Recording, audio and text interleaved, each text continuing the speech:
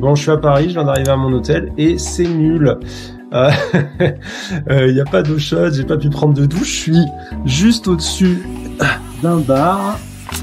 Évidemment, il y a des travaux et c'est boucan 24/24 et en plus c'est pas très propre. Donc voilà, bon, je suis pas très content de l'expérience pour le moment, mais je suis venu faire un truc cool, je suis venu faire une émission, mais ça je peux pas encore trop vous en parler, qui va être plutôt sympa je pense. Et j'en ai profité pour proposer à Charline du compte Orgasme et moi de filmer une petite vidéo de d'escalade. Ça j'ai trop hâte qu'on y soit et je vais faire ça ce soir et je vous embarque avec moi. Bon, j'avais 1 heure à tuer et j'étais aux Champs-Élysées, donc je suis allé faire un petit tour. C'était pas ouf, j'ai surtout vu des touristes, des McDonald's et le très gros ego de Bernard Arnault qui décidément ne dégonfle pas. Puis je suis allé prendre une douche et c'était l'heure. Allez, c'est l'heure, on va rejoindre Charline. Sur le trajet, il m'est arrivé 2 trucs improbables. D'abord, j'ai croisé Théodore devant un Apple Store. J'ai pas osé le filmer, il était avec ses collègues, j'ai trouvé que ça se faisait pas. Puis je suis tombé sur un tournage de film complètement au pif au milieu de la rue. Et enfin, je suis arrivé à l'escalade. Alors si vous la connaissez pas, Charline qui m'a invité à grimper avec elle, c'est une meuf trop cool. Elle a un compte Insta qui s'appelle Orgasme et moi et qui mélange éducation sexuelle, témoignages et divertissement autour de la sexualité. Elle est suivie par 765 000 personnes et c'est pas pour rien, son compte c'est un espace super safe, très doux et qui s'adresse à tout le monde. Faut absolument aller y faire un tour, c'est trop bien. Ce que je savais pas, c'est que Charline c'est aussi une grimpeuse incroyable mais avec une routine d'échauffement un peu terrifiante. Et ça je m'en suis rendu compte dès qu'on s'est retrouvés pour s'échauffer à la salle Vertical Art de Chevaleret.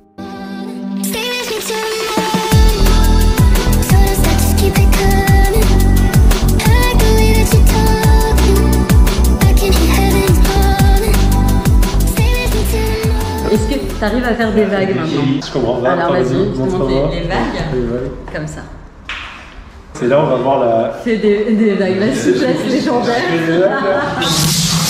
Si t'es un véritable danseur, t'as qu'à nous montrer ce que tu sais faire.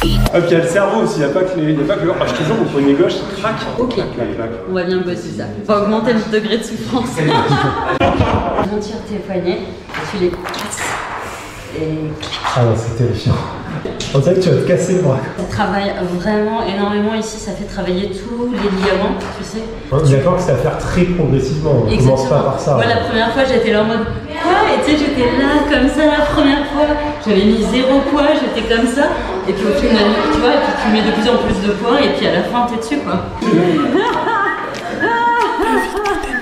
Le sport pour moi c'est une forme de moment où tu te déconnectes. Tu poses ton taf, tu poses tes soucis, tu poses ce que tu veux. T'es avec les gens que t'aimes. Tu prends un moment où tu t'épanouis dans une activité, en l'occurrence c'est le sport, mais ça pourrait être du chant, ça pourrait être autre chose, tu vois. Il se trouve qu'en l'occurrence c'est bon, bah, il se trouve que c'est une activité sportive, mais que le principal c'est vraiment le plaisir et le partage avec les gens que t'aimes. Bon, on commençait à être chaud, donc on a décidé de grimper. J'avais déjà fait un petit peu d'escalade en bloc, mais jamais dans une salle aussi haute. Donc Charline a décidé de commencer par du facile pour pas se faire mal et aussi pour que je puisse prendre mes marques tranquillement. À partir de vert et encore plus bleu, ça vaut le coup de passer un petit moment à lire, à dire ok. C'est très personnel d'une personne à l'autre. Il y en a qui vont vraiment pas mal intellectualiser et d'autres qui vont vraiment quasi qu'à l'intuition. Yes.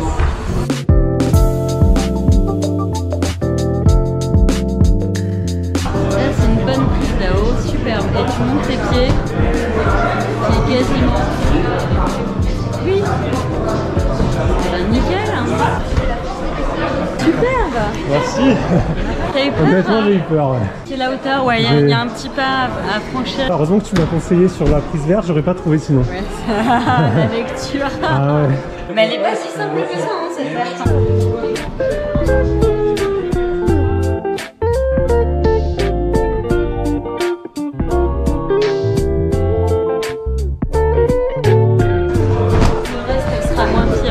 Pas aussi haut, je te dis ça. Après cette verte, je me sentais plutôt bien et Charline m'a dit que si j'étais ok, ça pouvait être très cool d'essayer le niveau au-dessus. Bon, j'étais pas sûr d'y arriver, mais j'avais bien envie de voir comment j'allais m'en sortir. Donc là, tu lis la voie. En fait, je suis en train d'hésiter sur le pied parce que je me dis soit je pars là, ça semble assez automatique, mais après c'est piégeux parce que j'aurais envie de mettre ça après. Soit je pars là pour mettre ensuite mon pied gauche là, et puis après il va falloir, la bascule elle est assez haute en fait. Il faut aller choper ce truc qui a l'air assez haut pour moi. Après la fin a l'air plus trop. Je suis tranquille, c'est un grand mot. Voilà, 4,20. 4,20. Le reste sera moins pire. Hein. On n'est pas aussi haut, faut que je te dise. On peut tromper 1000 fois une personne, mais on ne peut pas tromper. Si. 4,20 m. Wow. Ouais, ça va. Non, ça va pas. Pas de mieux que le départ.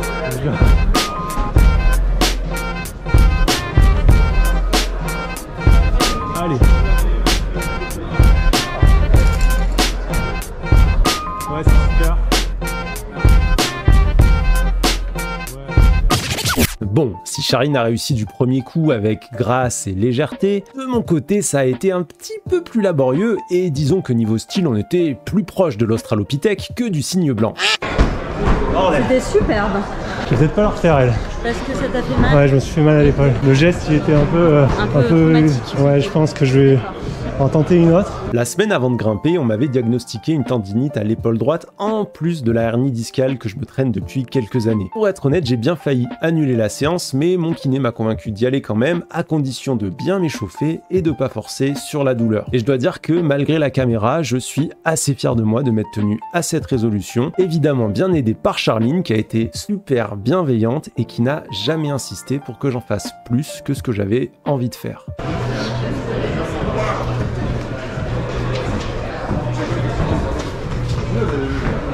Allez, allez, allez. Oui.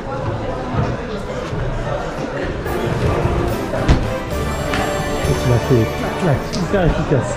Alors, j'essaie de réfléchir. Je peux partir avec la main là? Alors, il y a une main ici. Ah d'accord. Ok. Superbe. Exactement. Allez, allez, allez, allez. Plus loin la bleue à droite. À droite, il y a une autre. Elle est au-dessus. Et voilà. Ça, c'est joli. C'est une belle coche. Merci. Bravo, première bleue. Ouais. Pour une première parisienne. Comment tu te sens? Super. Franchement, le corps est là, ça va. Et en vrai, ça me fait pas plus peur. Parce que la hauteur, ça reste la hauteur.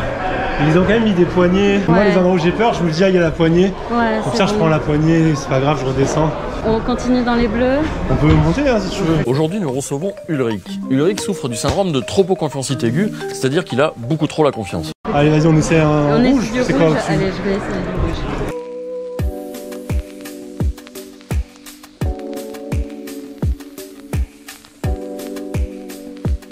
Je ne comprends rien. Alors, regardez. Elle est pas simple. On dirait un puzzle.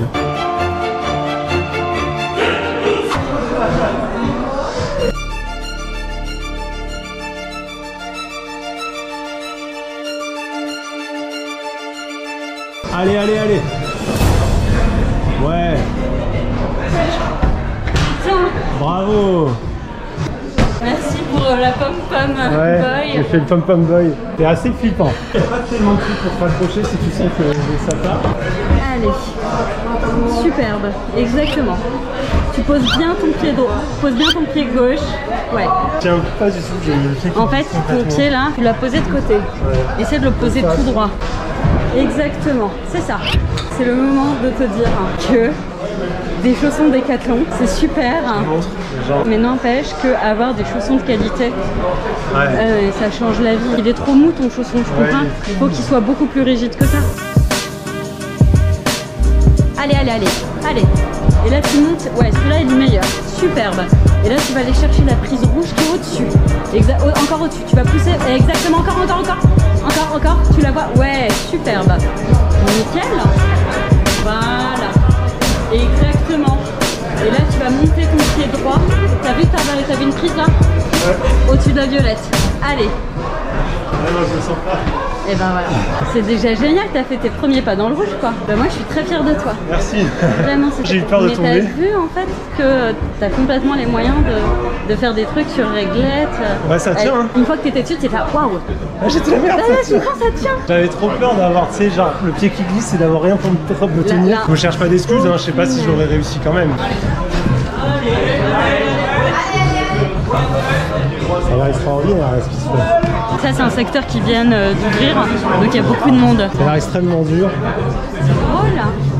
Tu veux essayer? Ça? Ouais.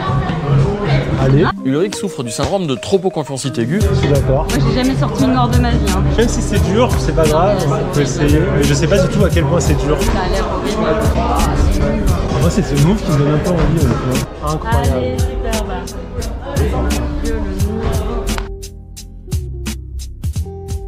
Exactement, inverse tes mains idéalement, mais vas-y. Ouais, c'est ça.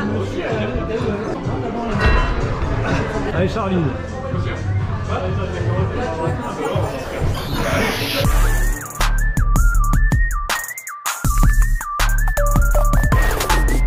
Allez, Charline. Allez, solide. Oui, oui, oui. Solide, hein. Je sais pas si c'est pas un chouïa ambitieux, mais bon. Faut que j'arrive à passer le début, ce serait bien. Oui. Tac, c'est ok. Tu restes bien bas. Ok. Exactement. Bon, là, j'y croyais plus du tout, mais Charline m'a dit, vas-y, brosse un peu la prise et réessaie. Et soudain, contre toute attente,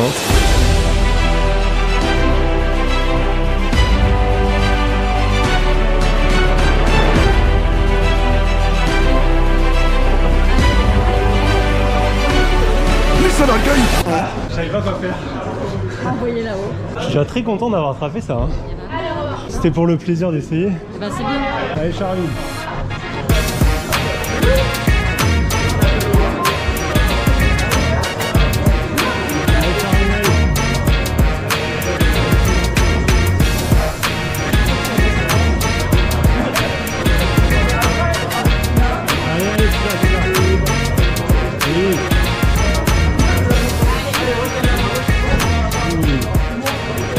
J'ai mis le deuxième pied.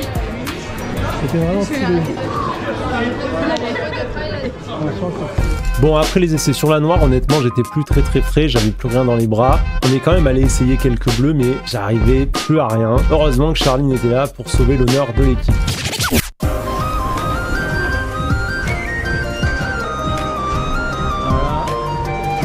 On reconnaît un professionnel. Allez, allez, allez. Bon, je vous montre pas tout parce que sinon ce serait beaucoup trop long, mais après quelques voix, on a senti qu'on arrivait vraiment à la fin de la séance. Donc on a décidé d'aller se terminer sur 2 longues traversées qui venaient tout juste d'être installées. Et tu te fais plaisir sur une grosse traversée. Ça te va ou pas? Ça me semble très bien. Voilà.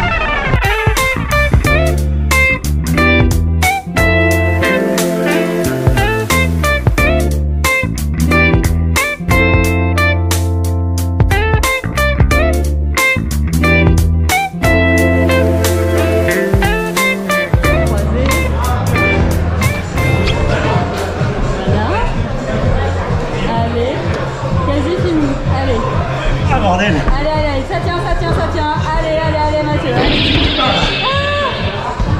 Ouais, j'ai plus rien. Il restait plus que la voix de Charline et ça faisait bien 10 minutes qu'on voyait tout le monde se casser les dents dessus. Et c'est pas peu dire qu'elle nous a fait une masterclass impressionnante.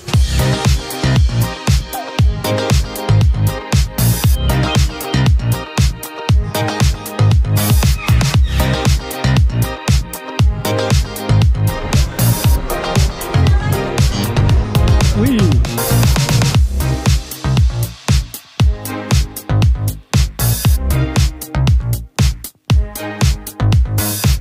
Allez, oui, derrière, c'est ça. Allez, Charline, lâche pas, 2 prises, c'est bon. Ouais, putain, incroyable. C'est pas un combat de MMA. Ah bah, franchement, Mais il y a une belle bagarre là. je me suis battue. Ouais. Merci pour le soutien. Bravo. Je crois que c'est l'heure de... On s'arrête, on dit qu'on s'arrête là. On va fêter ça. Fin de séance avec Charline. Oui. On en a Franchement, chié. Mais quel beau début. Ça t'a donné envie ou pas? Ouais, ça m'a donné hyper envie. La première fois que je vais vraiment dans une salle où ça monte, vraiment la hauteur ça change tout. T'as une adrénaline et tout. Et encore, c'est la salle, une des plus petites basses Ah ouais. Paris, Rungis, ça va jusqu'au 5, quoi. Ça dépasse le 5, quoi. Moi je pourrais pas. J'aurais trop peur de me faire une blessure et d'y laisser toute l'année pour rien faire d'autre. En fait, les arbitrages, c'est pas évident, hein. Surtout quand t'as plein de gens qui t'encouragent et tout. De dire, alors vous êtes gentil, tout ça, mais en fait, mes arbitrages sont très perso. C'est vrai, demain, j'ai encore envie de jardiner dans mon jardin. Exactement. J'en ai rien à carrer finalement de toper cette putain de voie. Exactement. J'ai envie de le faire, mais pas au point d'y laisser. Il y a un calcul bénéfice-risque, voilà. Exactement. Je pense qu'à 20 ans, j'aurais été là, genre, ah, il y a tout le monde qui regarde, je veux faire Alors, plus. faut arriver à faire la part entre une espèce de confiance, de bonnes vibes que les gens t'envoient et de pas partir dans une prise de risque ou des comportements à risque sous l'effet du groupe. Ouais, et c'est hyper. Mais bon, j'ai envie de dire, le plus important, c'est de s'entourer des bonnes personnes. Bon, après tous ces efforts, on méritait bien un peu de réconfort, donc on a décidé d'aller se prendre un petit verre. Charline a gentiment accepté de répondre à quelques questions, et vous allez voir qu'elle avait des trucs à dire, et des trucs aussi importants qu'intéressants. Du coup, tout à l'heure, on discutait, et tu me parlais de cette salle où on est aujourd'hui, donc qui s'appelle, c'est quoi le nom déjà, pardon? Vertical Art Chevaleret. Voilà, et tu me disais qu'elle est particulière en termes d'inclusivité, qu'il y a une réflexion sur ça, et que tu trouves que ça change profondément la manière dont les gens peuvent s'intégrer dans la salle. Je pense que tu peux en attester. En fait, c'est une salle où, évidemment, on croise des personnes racisées. Mais ça a l'air évident, ça l'est pas du tout, malheureusement, en France, en fait, dans ce sport, qui était majoritairement un sport de blancs, riches, bourgeois, en réalité, avec une culture viriliste. Enfin, ça a été analysé par 2 personnes que je vais nommer, qui sont Soline Kensel et Sophie Berthe. En réalité, si tu veux, en escalade, enfin, la sensation, c'est qu'il y a un peu tout à faire. Alors, je t'ai invité ici parce que justement, c'est une salle qui a commencé à se bouger le cul. Et alors, comment on fait pour se bouger le cul? Faut être exemplaire. Dire le staff ici, moi, ce que j'aime, c'est que déjà, dans le staff, t'as des personnes queer et racisées. Et du coup, incroyable. Les gens qui fréquentent cette salle se sentent queer et racisés, se sentent les bienvenus. Donc, il y a des personnes queer et racisées qui sont là. Et en fait, comme tu fais venir tes potes, parce que c'est un sport hyper convivial, voilà, la commu ici, elle est particulièrement chouette. Ouais, je trouve que la représentativité, ça change tout. Je t'en parlais tout à l'heure, mais moi, j'ai été dans une salle de MMA aux États-Unis qui avait eu cette idée, ça semble pas si fou, mais je n'avais jamais vu ça dans aucune salle, d'écrire les personnes LGBT sont les bienvenues. C'était écrit sur les murs de la salle et qu'aucune tolérance ne serait faite à des propos LGBT-phobes. Ça changeait tout. J'ai jamais vu autant de personnes queer et de toute la scène LGBT dans une salle de MMA. En fait, j'avais jamais vu des personnes queer dans des salles de MMA, même s'il y en avait, parce que elles étaient obligées de s'invisibiliser. Et là, d'un coup, elles pouvaient être elles-mêmes. Je trouve ça hyper intéressant. Tu vois, j'ai donné une formation à des médecins généralistes dans une maison de santé. Ils me disaient, mais comment on fait pour être inclusif? Comment on fait pour montrer qu'on a un lieu inclusif? Et c'est drôle parce que je leur dis, vous savez, il y a des médecins qui mettent un petit rainbow flag, tu sais, ou le drapeau beaucoup plus inclusif, tu sais, où t'as les personnes intersexes, trans, etc. Et je leur ai dit, mais vous mettez ça dans votre salle d'attente? Et déjà, en fait, on se dit, ah, ok, c'est bon, on existe, tout va bien, enfin voilà, tout le monde ne va pas présumer que je suis une personne cis hétéro. Et c'est assez représentatif ce que tu viens d'évoquer comme expérience. Je trouve ça, tu vois, ça vient croiser d'autres champs, en réalité. J'ai l'impression qu'on a un peu deux teams. On a la team, on est inclusif. Ça, moi, je l'ai découvert récemment avec le milieu du sport où des gens me disent, non, le sport est inclusif, je vais vous raconter n'importe quoi. Et je me dis, là, il faut vraiment être complètement, enfin, avoir vraiment comment on dit déjà, des œillères. Ça va vraiment avoir des œillères gigantesques pour pas se rendre compte du problème. Il y a quand même des études qui démontrent que les personnes LGBT, l'étude que j'avais vue, c'est 60% des personnes LGBT ont déjà reçu des insultes liées à leur sexualité dans le milieu du sport. Pour 40% d'entre elles, ça s'est transformé en agression physique. Donc on se dit, là quand même, ça commence à faire peur, quoi.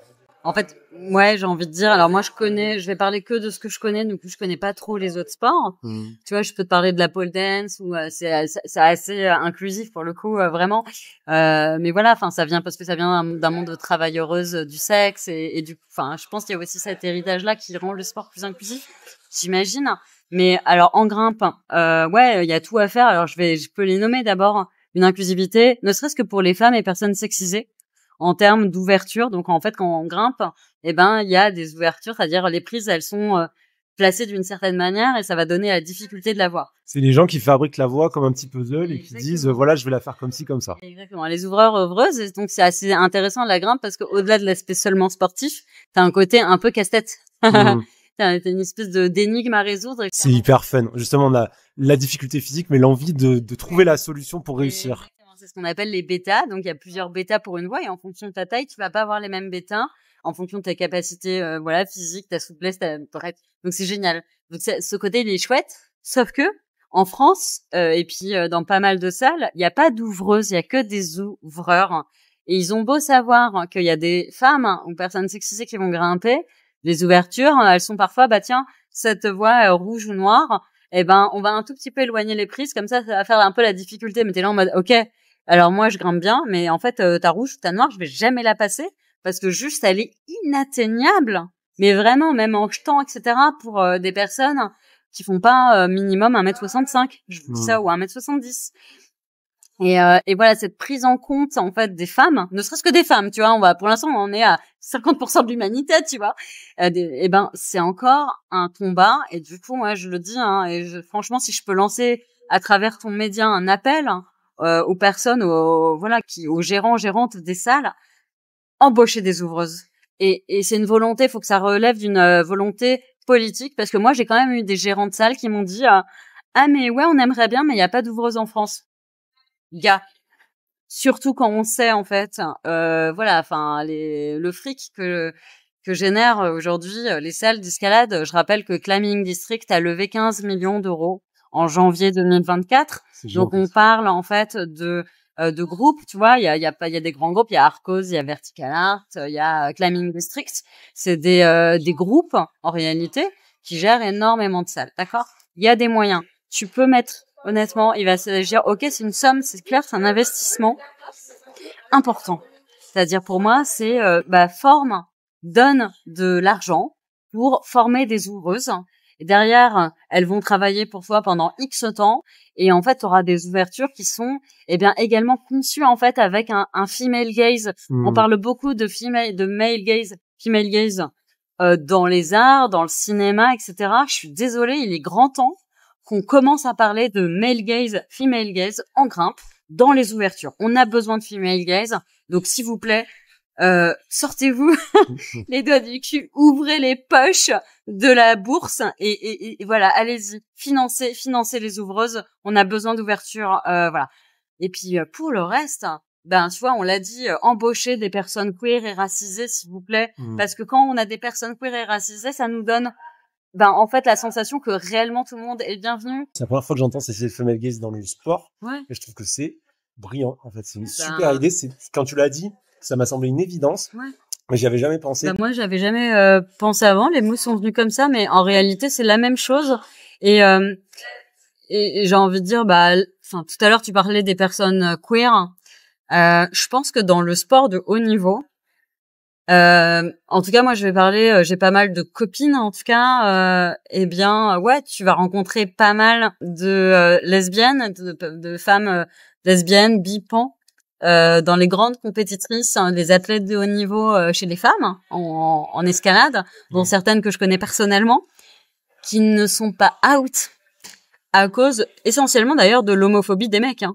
Tu sais, en réalité, ça reste des milieux, je pense, comme tous les milieux, ça prend vachement de temps en fait à évoluer et on n'y est pas encore. Mais ça rejoint la statistique que je te disais tout à l'heure. Quand tu t'imagines que 40% des personnes LGBT elles ont subi une agression physique, tu dis bon, c'est 60% une injure qui s'est transformée dans 40% des cas en agression physique. Tu comprends pourquoi les gens sont pas out, parce qu'il y a une peur. Il y a une peur de l'agression, une peur de la violence. Et ça, à mon sens, c'est à nouveau la responsabilité des salles, la responsabilité des entraîneurs, la responsabilité de tout le monde de dire à un moment donné, si on veut pas que ça arrive dans nos salles, il faut qu'on ait un discours ferme, dire ça n'a pas sa place, on n'en veut pas, si tu fais ça dehors et puis c'est fini, quoi. Je pense qu'on est dans le bon sens, tu vois. Je vais donner un exemple bête. Moi, j'ai envie de dire... je sais pas si ça peut être un encouragement, mais aux grimpeurs, aux très forts grimpeuses, de prendre la parole sur le sujet parce que, en fait, ça laisse une empreinte. Je vais te donner un exemple.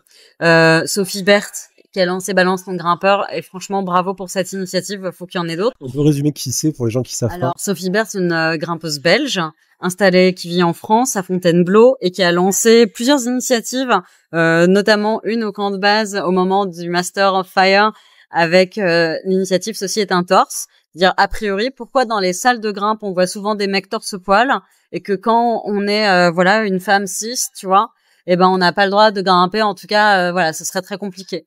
Et donc il y avait un certain nombre de compétitrices qui ont participé au premier round de Masters of Fire torse-poil avec écrit dans le dos Ceci est un torse.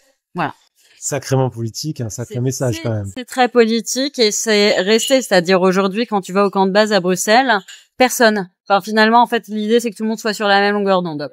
Donc tout le monde par exemple tu vas trouver des voilà des mecs en brassière voilà ou des meufs qui sont torse-poil. Enfin il y a une espèce de volonté réellement en fait d'essayer de se retrouver en fait pour pas que les normes de genre nous enferment en fait dans des comportements, dans des cases vestimentaires. Ça c'est le premier truc. Alors je sais pas si c'est le grand frère, je pense que c'est le grand frère de Sophie, s'appelle Sébastien, Seb Bert, qui est un grand grimpeur. Tu vois, il a pris la parole il y a 1 an, je pense. Il a appelé ça la communauté de l'anneau. Il a montré son anneau contraceptif au pied d'une des voies les plus dures qu'il a cochées. C'est un des plus grands falaisistes, un des meilleurs grimpeurs mondiaux, tu vois. Eh ben écoute, il a fait ça depuis au camp de base à Bruxelles. Eh bien, chaque mois, il y a un atelier de fabrication de slips chauffants. La réalité, c'est qu'en fait, on a aussi besoin de modèles, on a besoin de gens inspirants qui prennent la parole sur ce sujet. Et moi, je rêve en fait que toutes ces grimpeuses en fait que je connais qui sont queer, elles puissent prendre la parole en disant en fait, on ferme notre gueule parce qu'on n'a pas envie de se faire emmerder, on n'a pas envie de voilà. Mais la réalité, c'est que je pense que ça pourrait aider aussi les autres à se voilà peut-être être encore plus facilement peut-être s'identifier dans un sport. Je pense qu'on a une très forte capacité à être un sport inclusif. Enfin, je pense que j'y crois plus que d'autres sports. Enfin, tu vois, on est, il y a une forme de convivialité, de communauté qui fait que, bah voilà. Enfin, moi, j'ai envie de croire que ça va aller, voilà, pour le mieux. La dernière fois, je parlais justement de ce manque d'inclusivité des personnes LGBT dans le milieu du sport. Il y a des gens qui m'ont répondu. Ah non, mais je vois pas quand est-ce qu'on parle de sexualité dans le sport. Il y a pas de, je vois pas pourquoi je saurais la sexualité des gens quand je les regarde, je sais pas leur sexualité. Qu'est-ce que tu leur répondrais, toi, à ces gens-là? D'abord, la sexualité en soi, enfin, je reprends la définition de l'OMS, hein, ça englobe également l'identité de genre, l'orientation romantique, sexuelle, et de manière générale, toutes les normes, en fait, les expressions de genre. Donc, je suis désolée, mais que vous le vouliez ou non, vous êtes, à partir du moment où on est dans un espace public, en fait, on est perçu d'une certaine manière. Les gens c'est triste, hein, mais en fait, les gens vont avoir des comportements avec vous, éventuellement vous sexualiser. Et j'ai envie de dire, dites ça, en fait, hein, à toutes les personnes qui témoignent actuellement dans les stories de Sophie Berthe, qui a lancé le fameux balance ton grimpeur pour dénoncer les VSS dans le milieu de la grimpe. Allez dire à toutes ces victimes-là que personne ne te sexualise. Enfin, d'abord, je veux dire, vous marchez sur la tête et allez dire ça dans les transports publics aux 100% de Parisiennes qui ont été victimes de harcèlement dans les transports. Donc venir, la bouche en cœur, dire nanana. La réalité, c'est qu'on le veuille ou non, on est sexualisé, bordel. Ça commence. Je veux dire, c'est pas entendable en 2024 ce discours. Je suis à 100% d'accord et je rebondirai pour dire que par rapport aux personnes LGBT, en fait, je pense que les personnes hétéros se rendent pas compte que en fait leur sexualité au sens de leur vie de couple, leur vie de famille, etc. Elles peuvent en parler en permanence. Elles peuvent dire ah oui, avec ma femme on a prévu ça ce week-end, etc. Oui. Que pour les personnes queer, dire moi je dis moi avec mon mec on a prévu de faire ci, on a prévu de faire ça, je m'out et à partir de ce moment-là je suis en danger parce que je risque une agression, quelque chose comme ça. Et exactement. Et j'ai envie de dire il y a 2 choses. D'abord moi quand là au pied des voies je demande souvent le prénom de la personne pour pouvoir l'encourager, mais sinon j'utilise des pronoms neutres. Ou alors je demande à la personne si avant comment je dois la genrer, mais en fait vous pouvez vous retrouver à mégenrer une personne parce que je veux dire qu'on le veuille ou non, c'est important de respecter les personnes qui vous entourent. Là je parle de ça, mais c'est pareil au taf ou ce que vous voulez. Juste là c'est pas compliqué le respect. Il y a pas tant de choses à faire. Il y a pas tant de choses à faire. Effectivement, toute l'énergie de j'ai grimpé en couple, oui alors. Et là, en fait, la personne, ne serait-ce que d'avoir un espace où on n'a pas à inventer des histoires ou des trucs neutres pour ne pas avoir à cacher son orientation, mais c'est une énergie dingue et c'est de l'énergie que tu vas pas mettre dans tes blocs. pour t'éclater ou dans ton effort sportif. De même qu'on le sait qu'en entreprise, les boîtes où tu peux pas être out, c'est des boîtes où en fait tu vas pas pouvoir être à fond parce que tu vas être en permanence en train d'essayer de cogiter à comment en fait je vais cacher mon identité, genre ou mon orientation pour pas qu'on vienne m'emmerder. En fait, toutes ces stratégies de protection et d'évitement, elles te bouffent une bande passante que tu vas pas mettre dans ce que tu es en train de faire. Là, on est en train de grimper, on a besoin de cette bande passante et ça fait chier de la mettre ailleurs. Donc oui, un espace où tu peux être out, c'est autant d'énergie pour, kiffer avec tes potes et grimper dans le plaisir. C'est quand même mieux, non? C'est quand même pas mal. Pour revenir à la grimpe, alors je pense que ça c'est spécifique au sport de haut niveau. C'est pas vrai pour toi, moi, la plus 99% des gens dans cette salle. Il y a des sujets qui sont en train de bouger aujourd'hui en termes de TCA dans la grimpe. Je sais pas si t'as suivi un peu ce qui se passe. J'ai vu que Yania Gambret, je crois qu'elle est la grande championne, a parlé de ça et a parlé du fait que beaucoup de grimpeurs et grimpeuses sont incités à être très maigres parce que soi-disant ça les aiderait à progresser et qu'elle veut favoriser l'établissement. Donc je crois que ça s'appelle le RAID S. Tu sais ce que c'est que le RAID S ou pas? En gros, c'est quand tu t'as pas assez d'énergie par rapport au sport que t'es en train de faire. Donc généralement les gens continuent à s'alimenter. Ont un bol alimentaire à peu près normal, sauf que en fait par rapport au sport, je parle des athlètes de haut niveau, donc en fait on parle de 5-6 heures globalement d'entraînement par jour, c'est pas suffisant. Et donc ces personnes-là se maintiennent dans des catégories des zones de poids qui sont des zones où elles ne sont pas à leur poids d'équilibre, d'accord? Malheureusement, c'est vrai pour plein de sports, tous les sports, enfin, en trail, on le retrouve. Et, la grimpe, qui est un sport antigravitationnel, est particulièrement touché, évidemment, d'accord? Et et là, on commence à entrer dans une phase où quand tu regardes les compétitions, et là, je te parle niveau mondial, Coupe du Monde, on a vraiment, une espèce de glissement en termes d'IMC qui est hyper inquiétant. Et la première à avoir pris la parole, enfin il y en a plein. Il y a Beth Fraudan, qui est une ancienne championne, qui aujourd'hui je pense qu'on a quasiment le même âge, on a 40 piges, tu vois, et qui dit en fait à quel point en fait elle a été encouragée par entraîneurs, staff, fédération, enfin bref, t'as tout un système finalement qui dit mais celle-là, cette voie-là, mais tu perds 3 kilos, tu la topes, c'est bon. En réalité, t'es entraîné, en fait, on t'explique que si tu perds du poids, c'est mieux. Et tu finis par sombrer parce qu'il y a un moment, en fait, un faible poids, tu ne peux le maintenir au prix de privation si c'est pas ton poids d'équilibre. Et tu entres dans ce qu'on appelle les TCA, les troubles du comportement alimentaire. Avec des conséquences dramatiques pour à la fois d'abord, on va parler de santé mentale, c'est-à-dire ton rapport à la nourriture, il est fucked up. Et potentiellement à vie.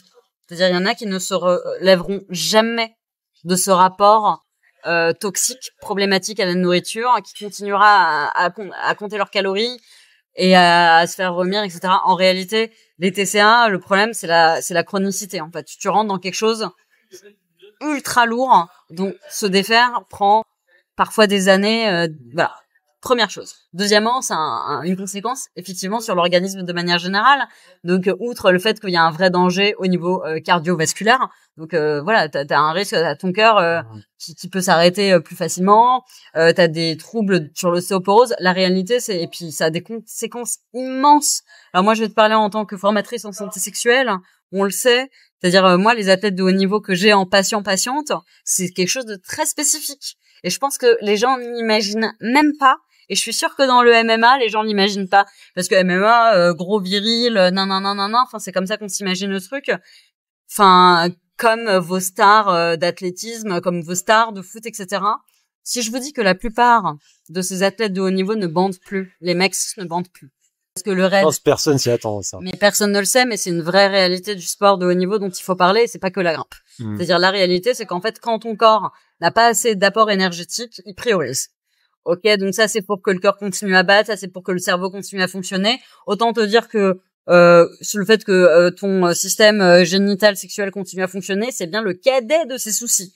Mais vraiment, objectif c'est respirer, digérer, etc. Le fait que tu bandes, on s'en cogne comme de l'an 40. Le corps il fait ses priorités, d'accord. À partir du moment où tu es en déficit important de calories, ton corps, il fait des choix, il fait des arbitrages, et donc on ne produit plus d'hormones sexuelles, en tout cas pas en quantité comme avant, enfin en tout cas pas à ton niveau de base, et du coup ça se traduit par une baisse considérable de la testostérone, également des oestrogènes, qui est en plus un double effet parce que l'entraînement, voire les surentraînements, ça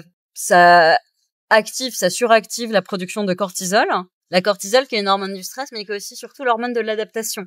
On en parle beaucoup. En fait, le corps, il s'adapte dans les moments de stress. Quand tu t'entraînes, le cortisol, il y a un pic derrière.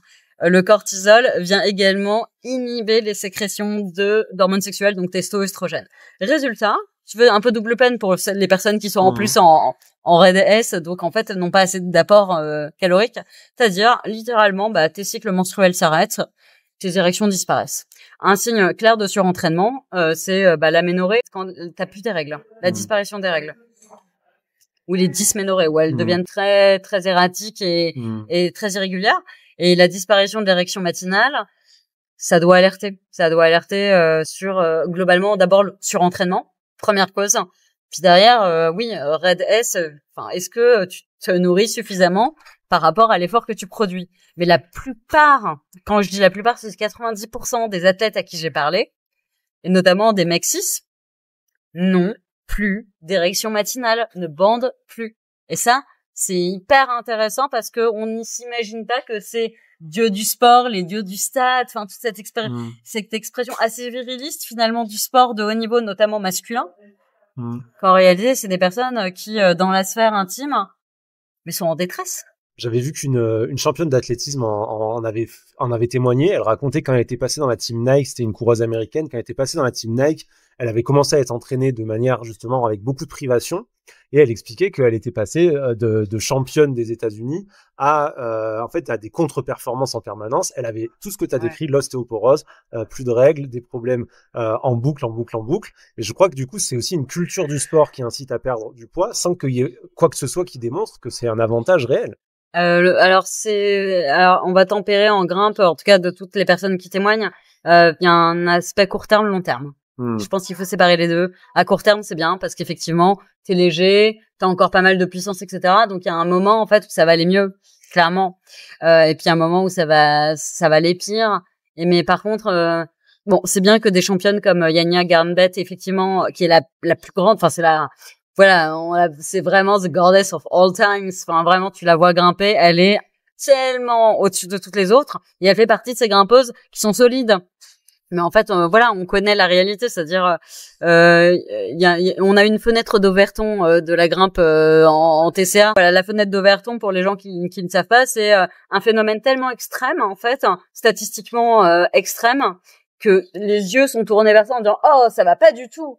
Et en réalité, tout ce qui est un peu moins extrême te semble acceptable, alors que ce n'est pas du tout acceptable.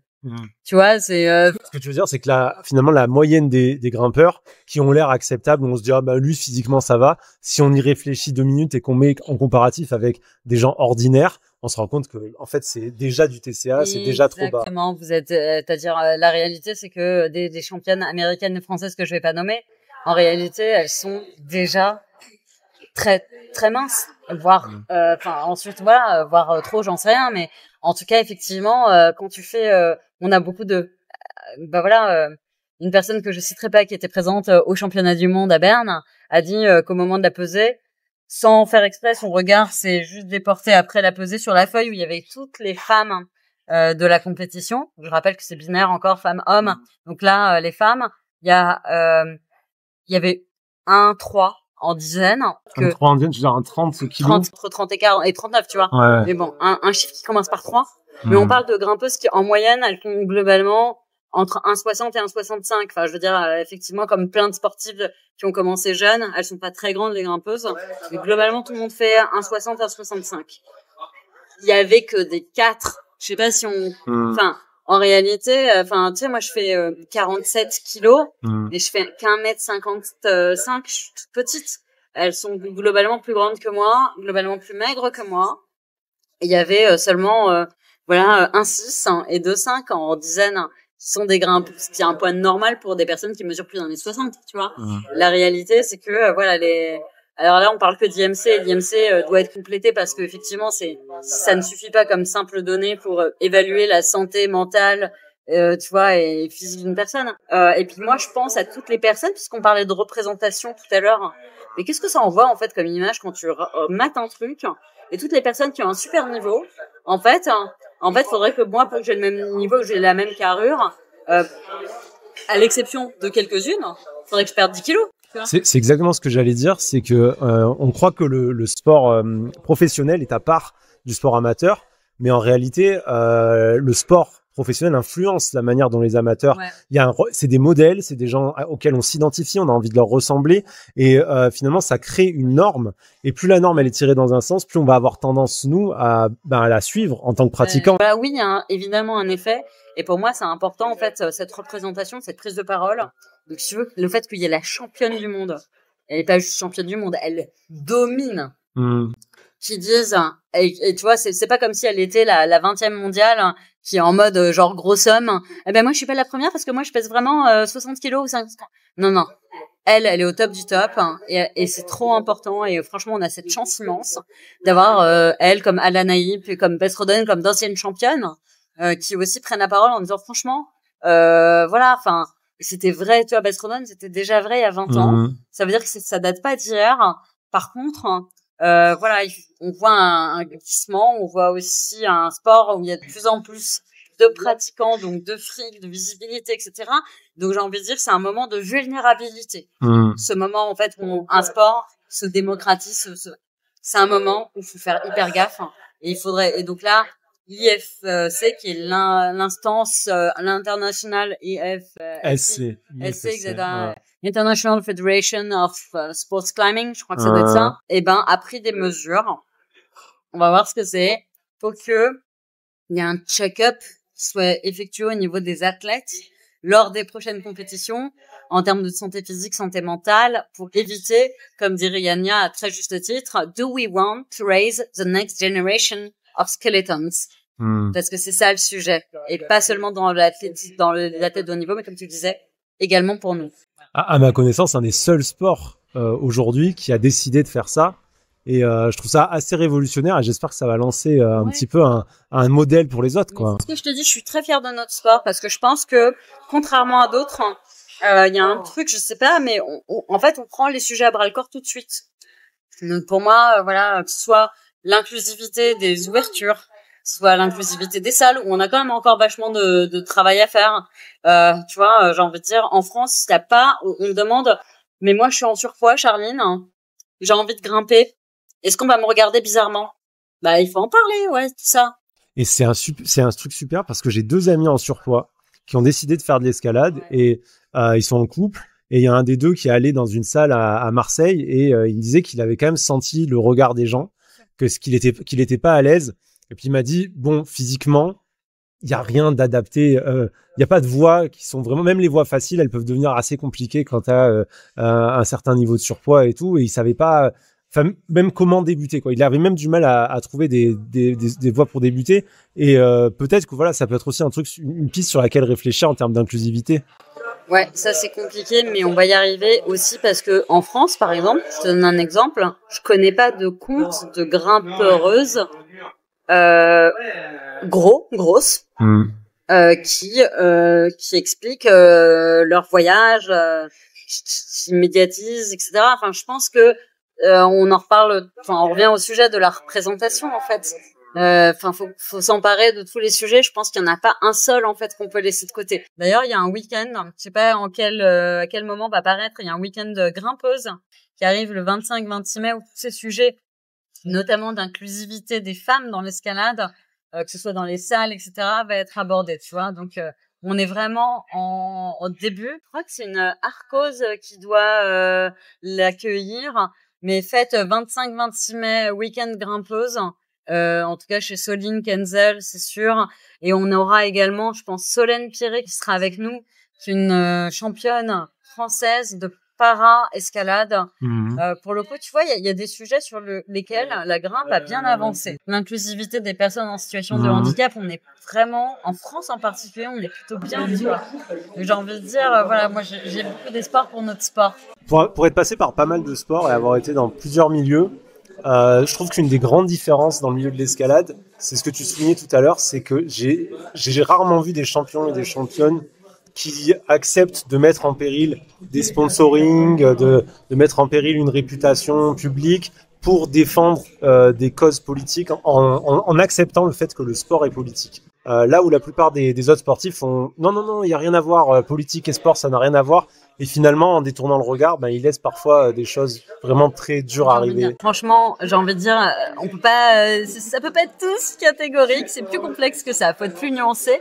Néanmoins, j'ai cette fierté c'est un sport où c'est peut-être le fait que le bloc soit très convivial, qu'on ait l'habitude aussi de s'écouter, d'avoir plusieurs bêtas. Je trouve que on avance vachement vite. Pour un sport qui s'est démocratisé relativement récemment, tu vois, je trouve qu'on fait des pas de géants et géantes, et je pense qu'on peut en être fier. Ensuite, tu vois, quand je regarde, je vais te donner un exemple, je suis allée grimper à Berlin il y a un an. Où on a notre pote qui est une personne non binaire qui nous a emmenés dans une salle et voilà, quand mon dernier enfant a voulu enlever son t-shirt, elle fait ah non ici tout le monde garde son t-shirt par règle d'égalité entre tout le monde. À Berlin, on a le droit de nager torse-poil dans toutes les piscines berlinoises, quel que soit ton genre. Voilà, il y a une espèce de quand il y a une règle, elle est la même pour tout le monde. Ça, c'est incroyable. Et quand il y a eu une tentative de faire ça à Grenoble il y a quelques années, la France a failli prendre feu tellement les gens étaient choqués qu'on puisse dire ah mon Dieu, des femmes torse nu dans des piscines, quoi. Alors, je suis revenue de Berlin avec un sourire comme ça. Je suis allée voir le patron de cette salle, j'ai fait faut absolument qu'on dise que ici, en fait, il disait non mais attends, mais là, on est en France. Enfin, il y a encore la semaine dernière, il y a une femme qui est venue se plaindre qu'une autre allaitait son bébé, tu vois, en montrant la moitié de sa elle allaitait. Et on en est encore en France à devoir normaliser le regard sur l'allaitement, tu vois. Enfin, genre, t'es là. Il y a des fois où tu te dis, on a du taf, parce que, tu vois, à Berlin, ils en sont déjà à nager torse-poil et à grimper torse-poil. En fait, voilà, donc, pas encore, voilà. Mais pour donner un peu d'espoir aux gens, les choses changent. Moi, c'est très important de le dire, je crois. Tu vois, il y avait un festival Flinta, donc de grimpe en non-mixité organisé à Berlin, qui tournait de salle en salle. Et puis, il y a une salle qui a refusé d'accueillir le festival. Le lendemain, tous les ouvreurs et ouvreuses ont posé leur démission de cette salle. Donc, la salle a dit, du coup, j'ai réfléchi pour finir, je suis d'accord. Donc, j'ai envie de dire, nous, on va avancer aussi quand on va commencer on va grossir les rangs et donner de la parole et faire circuler la parole des personnes qui se mobilisent de manière politique. D'ailleurs, qu'est-ce que les gens peuvent faire, les gens qui grimpent aujourd'hui, parce que tout le monde n'est pas ouvreur, tout le monde n'est pas ouvreuse, tout le monde peut pas dire bon demain j'arrête d'ouvrir des voies. Qu'est-ce que les autres gens peuvent faire? Moi, demain, je vais aller dans une salle d'escalade. Qu'est-ce que je peux faire pour améliorer les choses? Est-ce que je dois aller discuter avec le patron, lui dire moi, ça me dérangerait pas du tout, je sais pas, que t'affiches un truc qui dise que tout le monde est le bienvenu, ou je sais pas, une idée comme ça? En réalité, je pense que on se constitue aujourd'hui en petits groupes. Alors, tu parlais des réseaux sociaux tout à l'heure, c'est bien les réseaux sociaux pour ça, parce que du coup, on a les Climbing Beaches à Paris. Donc voilà, on a effectivement nos groupes. Il y a Girls in Blow pour la grimpe en plein air à Fontainebleau. On a le week-end des grimpeuses 25-26 mai. En réalité, il y a pas mal d'initiatives. Donc ça, c'est voilà. Et il serait important aussi qu'il y ait des initiatives pour tous ces sujets qui sont très politiques finalement. T'es quand même beaucoup plus influent en disant ah bon, t'es pas d'accord? C'est pas grave, on va en parler sur notre compte en te taguant en disant que t'es pas d'accord. Enfin, il y a un moment, en fait, où je pense que tout le monde doit prendre ses responsabilités. Enfin, tu vois, mon abonnement, c'est 500 balles par an. Tu vois, là, on consomme. Et il y a un certain nombre... la grimpe, c'est convivial. Après, t'as envie de prendre un verre ou un plat avec tes potes. Ouais, donc moi, je lâche 1000 balles par an dans une salle.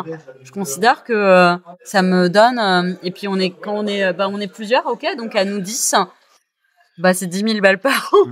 Enfin, je veux dire, ça... on a le droit de regarder en fait ce qu'on consomme et de dire aux personnes auprès de qui on consomme ce qu'on pense de ça. Enfin, je pense que, enfin, moi, je me sens légitime en tant qu'usagère de donner un ressenti et après, et c'est ça qui est important de dire, en fonction de la manière avec laquelle ton ressenti t'es écouté, t'es prise en compte, ça change.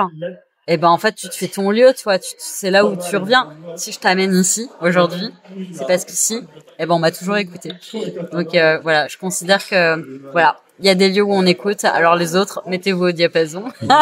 Et ça montre aussi que quand les gens écoutent, ben du coup ça se ressent et du coup on revient et on amène d'autres gens et ça crée un cercle vertueux, je crois. Tu sais, les gens ils ont tendance à voir le militantisme comme quelque chose de ou l'activisme comme quelque chose de de fouteur de merde, de relou. En réalité, moi, je préfère voir ça positivement. En fait, ça donne de l'espoir, parce que, au final, ça crée des conversations. Tu partages un ressenti, tu te rends compte qu'il y a d'autres personnes qui partagent ton ressenti. C'est hyper agréable. T'oses sortir de ta zone de confort. Enfin, moi, je suis pas forcément une personne, pour qui c'est simple de faire ça. Mais en fait, quand t'as des gens derrière toi qui partagent ton ressenti, tu te dis ok. Donc en fait, je suis pas toute seule à ressentir ça. Je vais en parler. Et puis le jour où t'es écouté, et c'est le cas dans cette salle, en fait, tu te dis mais waouh, c'est incroyable parce qu'en fait, l'intelligence commune, ça existe. Le dialogue, l'écoute, l'espèce de nivellement par le haut, ça peut exister partout dans tous les domaines, y compris dans le sport. Et pour moi, je trouve ça génial, en fait. Pour moi, je suis pleine d'espoir. Parce que c'est parce que moi, j'ai remonté ça que la salle a évolué. Et peut-être que parce qu'ils ont évolué, ça leur a permis d'agrandir cette communauté de grimpeurs, d'accueillir des personnes qui seraient jamais venues avant. En réalité, tout ça, c'est juste génial, quoi. Ça remet une pièce dans la machine quand on est militant ou militante. Parce qu'on a souvent tendance un petit peu à s'épuiser. Notamment sur les réseaux, on a l'impression de mener un combat contre quelque chose qui est si grand, si impossible à faire changer, qu'on se dit des fois mais à quoi bon? Et en fait, en ramenant les choses à une toute petite échelle, à l'échelle des choses qui nous entourent, le sport qu'on fait, les assos dans lesquels on va, les endroits où on va manger, etc., je crois qu'on peut se rendre compte que sur un temps assez court, on peut avoir de l'influence, on peut faire changer les choses en bien. Et en fait, on n'est pas juste en train de se plaindre et dire oui, nanani, tout va mal. On est en train d'essayer juste de positivement changer les choses pour que tout le monde ait sa place et que finalement, les choses aillent mieux. C'est exactement ça. Enfin, moi, j'ai vraiment exactement ce que tu dis. Il y a une forme d'humilité aussi à se dire que faut commencer petit puis que chacune a sa place. Chaque personne qui va venir en disant putain, elle était sympa cette ouverture. C'est une meuf qui a ouvert. Non, c'est une meuf qui a ouvert. C'est une meuf qui a ouvert. Si tout le monde arrive et dit ça, je vous promets que la meuf, on la rappelle le soir même en disant ok, quand est-ce que tu viens de nouveau ouvrir? En fait, moi, je pars du principe qu'il y a rien de ce qu'on remonte qui est inutile. Faut juste de l'écoute en face. Si vous n'avez pas d'écoute, et c'est vrai partout, chez votre Toubib, partout. Si les gens ne vous écoutent pas, cassez-vous, changez de salle, changez de lieu. Entourez-vous, en fait, vous méritez mieux que ça. Et à partir du moment où il y a de l'écoute, alors pour moi, il y a un énorme espoir, vraiment un immense espoir qu'on aille dans le bon sens. C'est pour ça que je te disais, moi, je suis hyper positive pour notre sport parce que je pense qu'il y a plein de gens comme nous, en fait, qui ont monté sur des sujets dont j'ai conscience et plein de sujets dont j'ai même pas conscience, je suis sûre, des choses et que ça a avancé, tu vois. En réalité, tout ça, c'est bête, mais ça change la donne, en fait. Donc moi, voilà, il y a des sujets sur lesquels nous, on est un peu alerte, d'autres sur lesquels on est moins. Mais ce qui compte, c'est qu'il y ait des personnes qui remontent et tout, pour qu'à la fin de la fin, tout le monde, en fait, puisse se sentir bienvenu et que notre sport évolue, de la manière la plus inclusive possible. Je trouve ça hyper motivant et je pense que ça dépasse largement l'escalade, ça donne envie, je pense, de juste s'investir autour de soi, se rendre compte que tout est politique, des petites choses et des petits actes peuvent être aussi politiques et que peut-être qu'on s'en rend pas compte, mais qu'on est déjà en train de changer le monde et ça, c'est plutôt cool, quoi. Force à nous! Merci à vous d'avoir regardé cette vidéo, c'était vraiment trop cool à faire. S'il vous plaît, abonnez-vous à nos 2 pages. Et puis si ça vous a plu, n'hésitez pas à laisser un petit commentaire sous la vidéo, un pouce en l'air et à me soutenir sur Tipeee. Moi, je suis 100% indépendant et c'est grâce à ça que je peux continuer à faire du contenu.